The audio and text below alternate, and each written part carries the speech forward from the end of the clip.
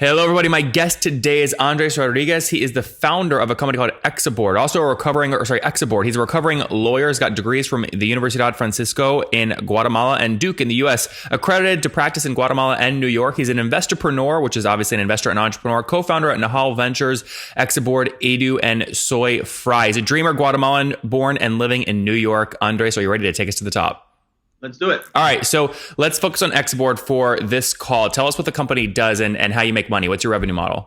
Excellent. So Exaboard is started as a board of directors management platform to run boards. And now it's stayed on that, but we also do more of management roles. So we sort of added features around managing the company from a C-level level. It's basically a subscription model, yearly per client, and that's it. Okay, so what are people paying on average per year for this?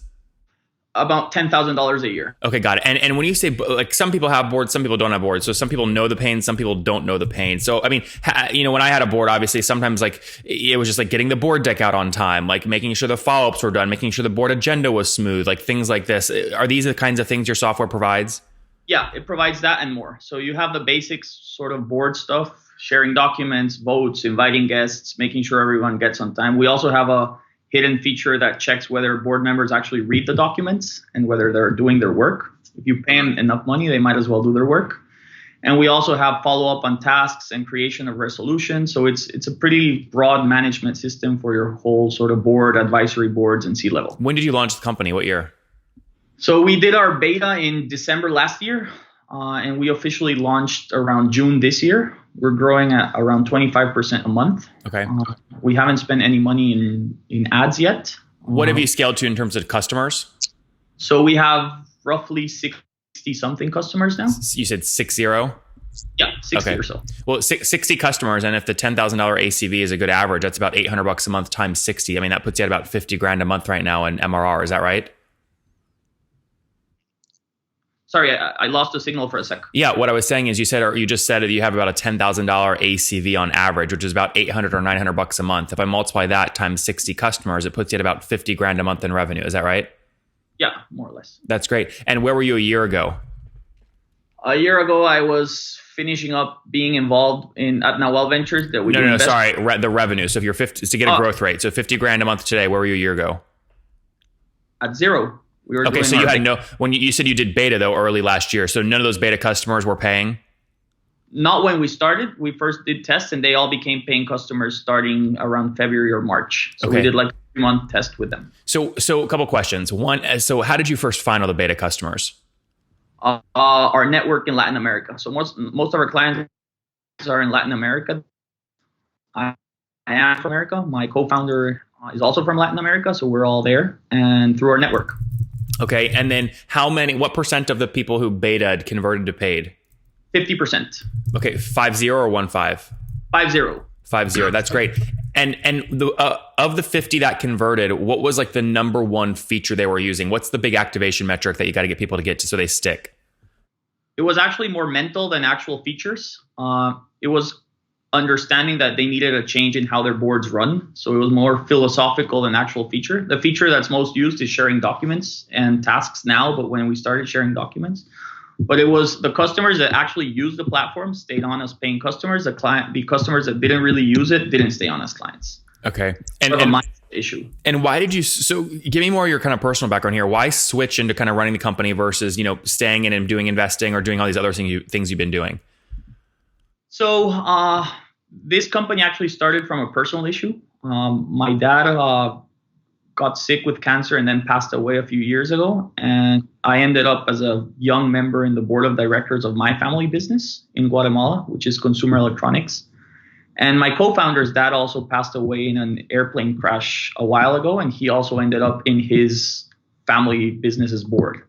So we were sort of the outcasts in boards, very young in how boards were managed in large companies. And we saw the problems moving forward. We saw issues that we wanted solved. We talked with other CEOs and board members we knew. We went to a market, searched for options. There are obviously some options. We didn't see them as dynamic and they were overly expensive for normal companies. So that's how we kind of started. Our initial idea was let's just build it for ourselves. And then it's kind of evolved to what it is now. Interesting. And you started really building that. That was just last year or 2016 when you do the beta. We started building. Yeah, it took us about 8 months to do the beta. So early 2017 and so I understand your need and why you built this, but what was taking up most of your time before this? Was it board meeting at the parent company? Not really. I was a lawyer at some point, so I actually quit law in March last year. So when I started building, I was still doing law. I was doing tech law basically, and okay. So you're way cooler now, right? This is like a much cooler thing to be doing. And I get to wear t-shirts now. Yeah. How did you know when the right moment was to quit the lawyer stuff, right, and move full time into this? That's actually a hard question because I knew I didn't want to be a lawyer for a long time, but it was serving and I was making money, so it kind of helped. But some of our other investments started doing well, and I guess it was just a leap of faith as to a lifestyle issue, and it's worked out. How have you capitalized the business? Are you bootstrapped or have you raised? Yeah, no, we actually when we invest and we start our own companies, we bootstrap all of them. We don't want to raise capital. We want to keep our equity, and we're not necessarily looking for an exit. If it comes, great, but we want to build companies that are sustainable. So you have 100% ownership in the company? Between my co-founder, myself, and a tech partner, we have my co-founder and I have 45 each, and the tech partner has 10. That's great. So it's 3 of you. What's the total team size? How many people?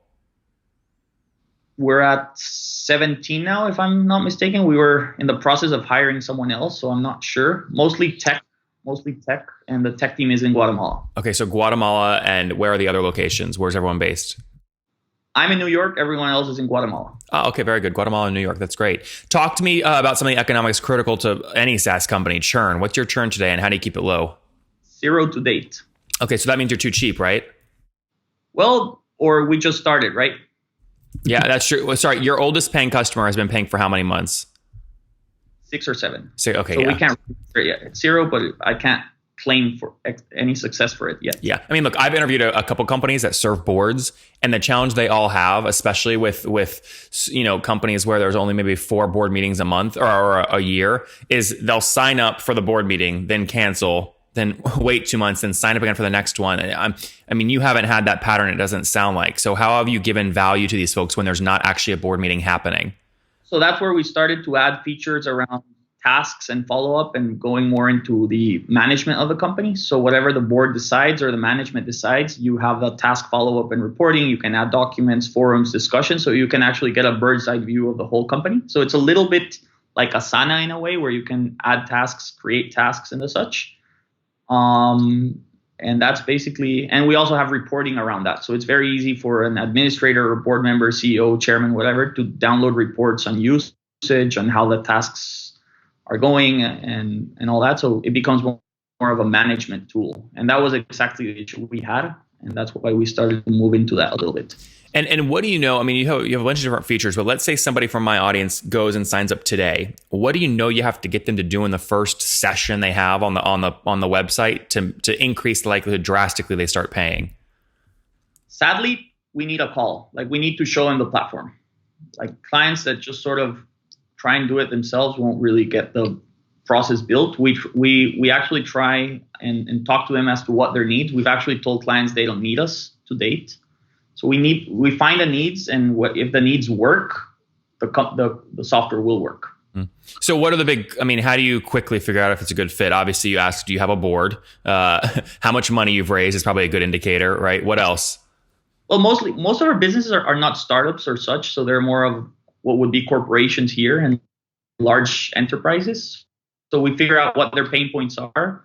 We also sort of have a cheat sheet as to who we're talking to, whether if it's a chairman, a CEO, a director, a manager, and based on who they are, what we tell them, and we sort of hear their story and then figure out. It's more of a case-by-case basis at this point. Mm-hmm.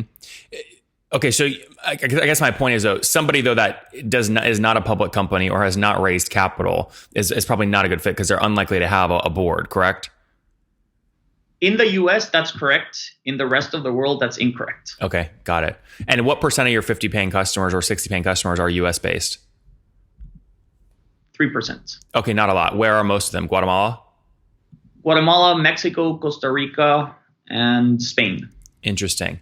Is it too early for you to understand kind of like CAC and payback period yet? Do you know what you have to spend to get a new $10,000 customer? At this point, it's too early because most of it have been either through ourselves and our network or referrals from existing customers. So we haven't spent any money in ads and all that, but we're exploring all avenues. So I guess too early. We have some, and we're starting a referral program, sort of an affiliate fee program with regional partners. And that seems to be a good business model. If that's the case, basically it's 25% of the first year and then a recurring 10%. So depends on how long the client's there, it'll be about 7%. Are you guys cash flow positive to date? Yep. Oh, that's great. My biggest concern with signing up with something like this, like especially if I was running a huge multi-billion-dollar company, would actually be security. Like if I'm uploading board decks and things like that, it's like a massive security issue. How do you convince people you're secure considering you're only a year old? So basically, we have clients that are banks. We've passed their internal securities. We have a third-party security provider that, aside from our software, is also checking on us. We have certificates. We go through ethical hackings all the time, and our cloud provider is the best in the market as well. So it depends on a client-by-client basis, but we've gone through client security issues and no issues. That's great. Are you any plans to raise capital? Not in the time being. Hopefully never. Yeah. Would you ever consider things that are non-dilutive, like venture debt, so you don't have to risk your own money? Well, I mean, if this explodes to a point where raising capital makes sense or doing something like that, sure. But our initial idea is to create a sustainable business unless we need to somehow explode. Just to avoid the whole, I'm not talking about like go raise $100 million to go explode and become a unicorn. I'm talking about like use someone else's money because you've clearly identified a channel you can use to scale, and you don't want to risk your own operating capital. Well, at this point, it looks so good, and we're at the state we're at. Our own capital makes more sense in the long run as an investment. Probably in the future, yes, but not now. We'll see what happens with that. Very good. All right, let's wrap up, Andres, with the famous five. Number one, what's your favorite business book? Right now, Behind the Cloud by Mark Benioff. Number two, is there a CEO you're following or studying right now? Jeff Bezos. Number three, what's your favorite online tool? LinkedIn. Number four, how many hours of sleep do you get every night? 6-ish. That's good. And what's your situation? Married, single, kids? Married and just got a puppy. Oh, very good. All right, so married, no kids, but a puppy. And how old are you? I'm 32. 32. Last question. What do you wish your 20-year-old self knew? It all worked out. Guys, it will all work out. Coming from Andres again, took up a board seat at his father's company after he sadly passed away and realized there was a need for kind of a board management system. Launched Exaboard back in 2017, scaling nicely, 60 customers paying about $800, $900 a month, so $50,000 in monthly recurring revenue right now from zero just a year ago. Cash flow positive, bootstrap, team of 17 between Guatemala and New York. Too early to talk about economics, but they do have 0% churn right now as they continue to scale. Andres, thanks for taking us to the top. Have a good one.